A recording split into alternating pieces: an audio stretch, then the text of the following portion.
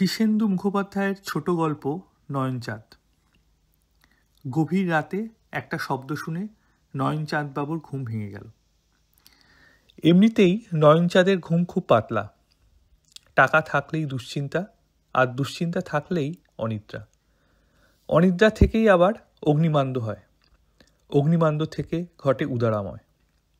সুতরাং টাকা থেকেও নয়নচাঁদের সুখ নেই।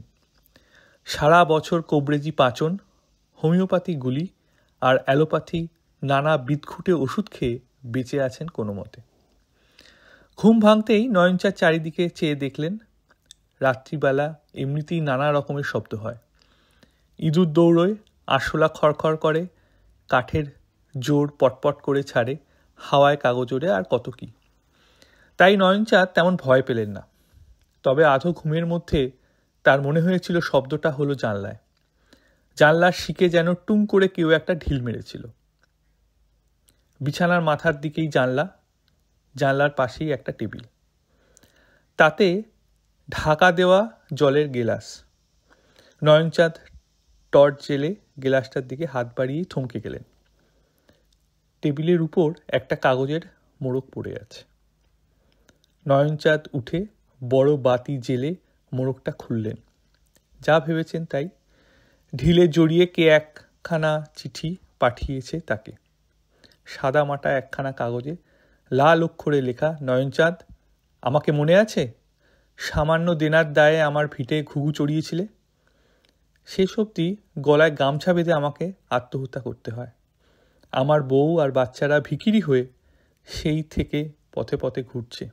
অনেক সহ্য করেছি, আর না। আগামী অমাবস্যায় তোমার ঘাড় আমি মটকাবো। ততদিনে ভালো মন্দ খেয়ে নাও, ফুর্তি করো, গাও, নাচো, হাসো। বেশি দিন তো আর নেই। ইতি, তোমার জম জনার্দন। নয়নচাঁদ ঠক ঠক করে কাঁপতে লাগলেন। তার শিথিল হাত থেকে চিঠিটা পড়ে গেল। চাকর বাকর বউ ছেলে মেয়েদের ডাকার চেষ্টা করলেন, গলা দিয়ে স্বর বেরোলো না। জনার্দনকে খুব মনে আছে নয়নচাঁদের। নিরীহ গোছের মানুষ, তবে বেশ খরচের হাত ছিল। প্রায় হ্যান্ডনোট লিখে নয়নচাঁদের কাছ থেকে চড়া সুদে টাকা ধার করত। কখনো টাকা শোধ দিতে পারেনি। নয়নচাঁদ মামলায় জিতে লোকটার বাড়ি ঘর সব দখল করে নেয়। জনার্দন সেই দুঃখে বিভাগী হয়ে কোথায় চলে যায়। মাসখানেক বাদে নদীর ওপারে এক জঙ্গলের মধ্যে একটা আমড়া গাছের ডাল থেকে ঝুলন্ত অবস্থায় তার পচাগলা লাশটা পাওয়া যায়। তার বউ ছেলেপিলেদের কি হয়েছে তা অবশ্য নয়নচাঁদ জানেন না। সেই ঘটনার পর বছর ৩-৪ কেটে গেছে। নয়নচাঁদের ভূতের ভয় আছে, তাছাড়া অপঘাতকেও তিনি খুবই ভয় পান। খানিকক্ষণ বাদে শরীরের কাঁপুনিটা একটু কমলে তিনি জল খেলেন এবং বাড়ির লোকজনকে ডাকলেন। রাতে আর কেউ ঘুমোতে পারল না। এই রহস্যময় চিঠি নিয়ে উত্তেজিত আলোচনা গবেষণা হতে লাগলো। পরদিন সকালে গোয়েন্দা বরদাচরণকে ডেকে পাঠানো হলো। গোয়েন্দা বরদাচরণ পাহাড়ি লোক। বরদাচরণ লোকটা খুব অদ্ভুত। স্বাভাবিক নিয়মে কোনো কাজ করতে তিনি ভালোবাসেন না। তার সব কাজেই একটা বৈশিষ্ট্য আছে। এই যেমন কোনো বাড়িতে গেলে তিনি কখনো সদর দরজা দিয়ে সেই বাড়িতে ঢুকবেন না, এমনকি খিড়কি দিয়েও না। তিনি হয় পাঁচিল টপকাবেন, নয়তো গাছ বেয়ে উঠে ছাদ বেয়ে নামবেন। এমনকি জানলা ভেঙেও ঢুকতে দেখা গেছে। নয়নচাঁদের বাড়িতে বড়দা ঢুকলেন টারজানের কায়দায়। বাড়ির কাছে একটা মস্ত বটগাছ আছে। সেই বটের একটা ঝুড়ি ধরে কোষে খানিকটা ঝুল খেয়ে বড়দা পাশের একটা জাম গাছের ডাল ধরলেন। সেই থেকে লাফিয়ে পড়লেন একটা চালতা গাছে। সেখান থেকে নয়নচাঁদের বাড়ির পাঁচিল ডিঙিয়ে অবশেষে একটা রেন পাইপ ধরে 3 তলার জানলায় উকি দিয়ে হাসি মুখে বললেন, এই যে নয়নবাবু, কি হয়েছে বলুন তো? জানলায় আচমকা বরদাচরণকে দেখে নয়নচাঁদ তো ভিড়মি খেয়ে প্রথমটায় গো গো করতে লাগলেন। চোখে মুখে জলের ঝাপটা দিয়ে তাকে ফের সামাল দেওয়া হলো। বরদাচরণ ততক্ষণে ধৈর্যের সঙ্গে জানলার বাইরে পাইপ ধরে ঝুলে রইলেন। অবশেষে যখন ঘটনাটা বরদাচরণকে বলতে পারলেন, নয়নচাঁদ তখন বড়দা খুব গম্ভীর মুখে বললেন, তাহলে এই জানলাটাই, এটা দিয়েই ঢিলে বাঁধা চিঠিটা ছোড়া হয়েছিল তো? হ্যাঁ বাবা বড়দা। জানলাটা খুব নির্দিষ্টভাবে পরীক্ষা করে বড়দা বললেন, অনেক দিন জানলাটার রং করাননি দেখছি। না, খামোখা পয়সা খরচ করে কি হবে? জানলার রং করালেও আলো হাওয়া আসবে না, না করালেও আসবে। ঝুটমুট খরচা করতে যাব কেন? তার মানে আপনি খুব কৃপণ লোক, তাই না? কৃপণ নই বাবা, লোকে বাড়িয়ে বলে, তবে হিসেবই বলতে পারো। কাল রাতে আপনি কি খেয়েছিলেন? কেন বাবা বড়দা, রোজই যা খাই তাই খেয়েছি, 2খানা রুটি আর কুমড়োর ছেচকি। বড়দাচরণ গম্ভীর হয়ে বললেন, আপনি খুবই কৃপণ, ভীষণ কৃপণ। না বাবা, কৃপণ নই, হিসাবই বলতে পারো। আমার ফিস কত জানেন? 500 টাকা, আর খরচাপাতি যা লাগে। নয়নচাঁদ ফের ভিড়মি খেলেন। আবার জ্ঞান ফিরতে তার বেশ সময়ও লাগলো। বড়দা বিরক্ত হয়ে বললেন, কৃপণ বা হিসেবি বললে আপনাকে কিছুই বলা যায় না, আপনি যাচ্ছে তাই রকমের কৃপণ। বোধহয় পৃথিবীর সব থেকে কৃপণ লোক আপনি। নয়নচাঁদ মুখখানা বেজার করে বললেন, পাড়ার লোক হয়ে তুমি 500 টাকা চাইতে পারলে? তোমার ধর্মে সইল? আমার প্রাণের দাম কি আর তার থেকে বেশি নয়? কিছু কমই হবে বাবা। হিসেব করে দেখেছি, আমার প্রাণের দাম 250 টাকার বেশি নয়। তবে আমি চললুম, ভিজিট বাবদ 20 টাকা আমার বাড়িতে পাঠিয়ে দেবেন। নয়নচাঁদ আঁতকে উঠে বললেন, যেও না বাবা বড়দা, ওই 500 টাকাই দেবক্ষণ। বড়দাচরণ এবার পাইপ বেয়ে নেমে সিঁড়ি বেয়ে ঘরে এসে উঠলেন।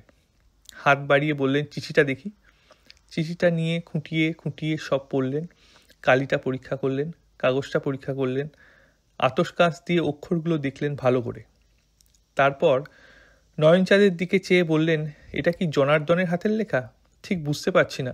জনার্দন কয়েকটা হ্যান্ডনোট আমাকে লিখে দিয়েছিল, সেই লেখার সঙ্গে অনেকটা মিল আছে। বড়দা বললেন, মনে হচ্ছে গামছাটা তেমন টেকসই ছিল না। তার মানে কি বাবা? এখানে গামছার কথা উঠে কেন? গামছাই আসল। জনার্দন গলায় গামছা বেঁধে ফাঁসে লটকেছিল তো। মনে হচ্ছে গামছাটা ছিঁড়ে সে পড়ে যায় এবং বেঁচেও যায়। এই চিঠি যদি তারই লেখা হয়ে থাকে তো বিপদের কথা। আপনি বরং কটা দিন একটু ভালো খাওয়া দাওয়া করুন, আমোদ আহ্লাদও করে নিন প্রাণ ভরে। তার অর্থ কি বাবা? কি বলছো সব? আমি জীবনের কখনো ফুর্তি করিনি, তা জানো? জানি বলেই বলছি। টাকার পাহাড়ের উপর শকুনের মতো বসে থাকা কি ভালো? আমাবস্যার তো আর দেরিও নেই। নয়নচাঁদ বাক্যহারা হয়ে চেয়ে রইলেন। তারপর বললেন, জনার্দন যে মরেছে তার সাক্ষী সবুত আছে। লাশটা শনাক্ত করেছিল তার আত্মীয়রাই। তবে তো আরও বিপদের কথা। এই যদি ভূতের চিঠি হয়ে থাকে, তবে আমাদের তো কিছুই করার নেই। নয়নচাঁদ এবার ভ্যাক করে কেঁদে উঠে বললেন, প্রাণটা বাঁচাও বাবা বড়দা, যা বলো তাই করি। বড়দা এবার একটু ভাবলেন, তারপর মাথাটা নেড়ে বললেন, ঠিক আছে, দেখছি। এই বলে বড়দাচরণ বেরিয়ে গেলেন। ফিরে এলেন 3 দিন পর। মাথার চুল উস্কো খুস্কো, গায়ে ধুলো, চোখ লাল। বললেন, পেয়েছি।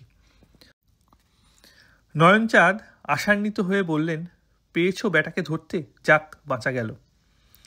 বড়দা মাথা নেড়ে বললেন, তাকে ধরা অত সহজ নয়, তবে জনার্দনের বউ ছেলে মেয়ের খোঁজ পেয়েছি। এই শহরেরই একটা নোংরা বস্তিতে থাকে, ভিক্ষে শিক্ষা করে পরের বাড়িতে ঝি চাকর খেটে কোনো রকমে বেঁচে আছে। কিন্তু সে খবরে আমার কি কাজ? বড়দা কটমট করে চেয়ে বললেন, চিঠিটা যদি ভালো করে পড়ে থাকেন তবে নিশ্চয়ই লক্ষ্য করেছেন ভূতটা কেন আপনার উপর রাগ। তার বউ ছেলে মেয়ে ভিখিরি হয়ে যাওয়াটা সে সহ্য করতে পারছে না। তা বটে, যদি বাঁচতে চান তো তাদের আগে ব্যবস্থা করুন। কি ব্যবস্থা বাবা বড়দা? তাদের বাড়িঘর ফিরিয়ে দিন, আর যা সব ক্রোক করেছিলেন তাও। ওরে বাবা, তার থেকে মরে যাওয়াই ভালো। আপনি চ্যাম্পিয়ন কিসের বাবা বড়দা? কিপটেমিতে। আচ্ছা, আসি, আমার কিছু করার নেই কিন্তু। দাঁড়াও, অত চটো কেন? জনার্দনের পরিবারকে সব ফিরিয়ে দিলে কিছু হবে? মনে হয় হবে। তারপর আমি তো আছি। একটা দীর্ঘ নিঃশ্বাস ছেড়ে নয়নচাঁদ বললেন, তাহলে তাই হবে বাবা। আমাবস্যার আর দেরি নেই। মাঝখানে মোটে 7টা দিন।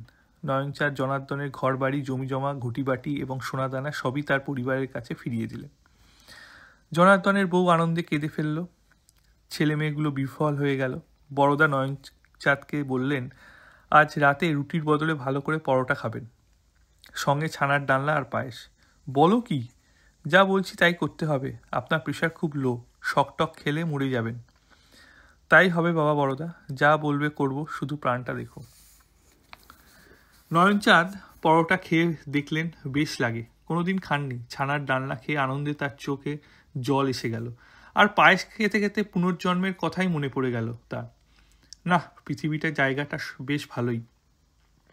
সকালবেলাতেই বড়দা জানলা দিয়ে উঁকি মারলেন। এই যে নয়নচাঁদ বাবু, কেমন লাগছে? গায়ে বেশ বল পাচ্ছি বাবা, পেটটাও ভুটভাট করছে না তেমন। আপনার কাছারি ঘরে বসে কাগজপত্র সব দেখলাম, আরও 10টা পরিবার আপনার জন্য পথে বসেছে। তাদের সম্পত্তি ফিরিয়ে না দিলে কেসটা হাতে রাখতে পারবো না। বলো কি বাবা বড়দা, এরপর যে আমি পথেই বসবো, প্রাণটা তো আগে। কি আর করেন নয়নচাঁদ, বাকি 10টা পরিবারে যা কিছু দেনার দায়ে দখল করেছিলেন তার সবই ফিরিয়ে দিলেন। মনটা একটু দমে গেল বটে, কিন্তু ঘুমটা হলো রাত্রে। অমাবস্যা এসে পড়ল প্রায়, আজ রাত কাটলেই কাল অমাবস্যা। সন্ধেবেলা বড়দা এসে বললেন, কেমন লাগছে নয়নচাঁদ বাবু, ভয় পাচ্ছেন না তো? ভয়ে শুকিয়ে যাচ্ছি বাবা। ভয় পাবেন না, আজ রাতে আরও 2খানা পরোটা বেশি খাবেন। কাল সকালে যত ভিখিরি আসবে কাউকে ফেরাবেন না, মনে থাকবে? নয়নচাঁদ হাঁপছাড়া গলায় বললেন, তাই হবে বাবা, তাই হবে। সব বিলিয়ে দিয়ে লেংটি পরে হিমালয়ে চলে যাব, যদি তাতে তোমার স্বাদ মেটে। পরদিন সকালে উঠে নয়নচাঁদের চক্ষু চড়ক গাছ। ভিক্ষে দেওয়া হয় না বলে এই বাড়িতে কখনো ভিখিরি আসে না, কিন্তু সকালে নয়নচাঁদ দেখেন বাড়ির সামনে শয়ে শয়ে ভিখিরি জুটেছে। দেখে নয়নচাঁদ মূর্ছা গেলেন। মূর্ছা ভাঙার পর বেজার মুখে উঠলেন, সিন্দুক খুলে টাকা বের করে চাকরদের দিয়ে ভাঙিয়ে আনালেন। ভিখিরিরা যখন বিদায় নিল তখন নয়নচাঁদের 1000 খানেক টাকা খসে গেছে। নয়নচাঁদ মাথায় হাত দিয়ে বসে রইলে অনেকক্ষণ। 1000 টাকা তো অনেক টাকা। দুপুরে এরকম উপোস করেই কাটালেন নয়নচাঁদ। টাকার শোক তো কম নয়, নিজের ঘরে শুয়ে থেকেও একটু তন্দ্রাও এসে গিয়েছিল। যখন তন্দ্রা ভাঙল তখন চারিদিকে অমাবস্যার অন্ধকার। ঘরে কেউ আলো দিয়ে যায়নি। আতঙ্কে অস্থির হয়ে নয়নচাঁদ চেঁচালেন, ওরে কে আছিস? কেউ জবাব দিল না। খাটটা কেমন সুরসুর করছিল নয়নচাঁদের, বুকটা ছমছম। চারিদিকে কিসের যেন একটা ষড়যন্ত্র চলছে অদৃশ্যে। ফিসফাস কোথাও শুনতে পাচ্ছেন? নয়নচাঁদ সভয়ে কাঠ হয়ে জানলার দিকে চেয়ে রইলেন। হঠাৎ সেই অন্ধকার জানলায় একটা ছায়ামূর্তি উঠে এলো। নয়নচাঁদ আর সহ্য করতে পারলেন না। হঠাৎ তেড়ে উঠে জানলার কাছে ধেয়ে গিয়ে বললেন, কেন রে ভূতের পো, আর কোন পাপটা আছে আমার শুনি? আর কোন কর্মফল বাকি আছে? থোড়াই পরোয়া করি তোর। একটা টর্চের আলোয় ঘরটা ভরে গেল হঠাৎ। জানলার বাইরে থেকে বরদাচরণ বললেন, ঠিকই বলেছেন নয়নবাবু, আপনার আর পাপ টাপ নেই। ঘাড়ও কেউ মটকাবে না, অমাবস্যা একটু আগেই ছেড়ে গেছে বটে, তবে ফের অমাবস্যা আসতে পারে কতক্ষণ। এবার থেকে যেমন চালাচ্ছেন তেমনি চালিয়ে যান। সকালে ভিখিরি বিদে, দুপুরে ভরপেট খাওয়া, বিকেলে দান ধ্যান সৎচিন্তা, রাতে পরোটা, মনে থাকবে? নয়নচাঁদ একটা শ্বাস ছেড়ে বললেন, থাকবে বাবা, থাকবে।